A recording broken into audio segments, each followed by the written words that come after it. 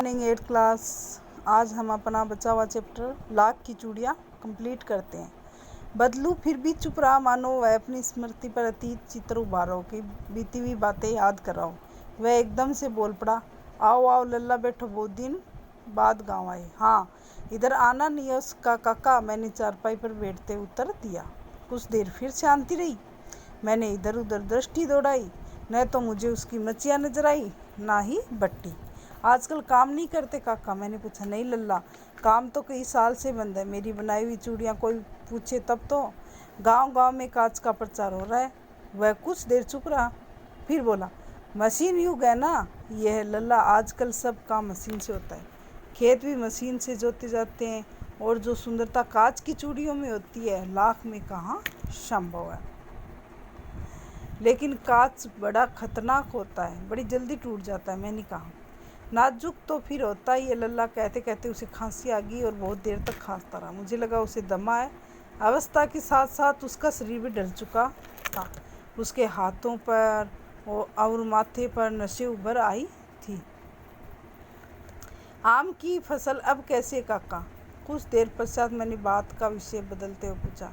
अच्छी है लल्ला, बहुत अच्छी है, उसने लहक कर उत्तर दिया और अंदर अपनी बेटी की आवाज़ दी, अरे रज्जो, लल्ला के लिए आम तो ले आ।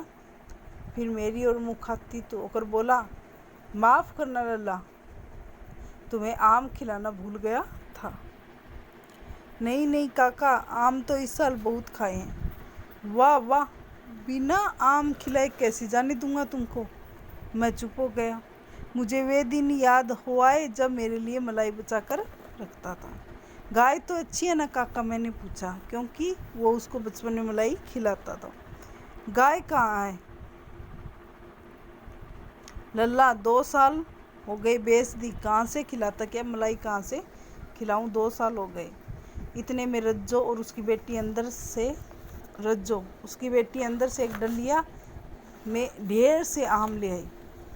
ये तो बहुत है काका, इतने कहाँ खा पाऊंगा, मैंने कहा। वाह वाह, वैस पड़ा, शहरी ठहरे न, मैं तुम्हारी उम्र का था तो इससे चौगुने आम एक बखत में खा जाता, मतलब एक समय में खा जाता था, एक बखत। आप लोगों की बात और है, मैंने उत्तर दिया।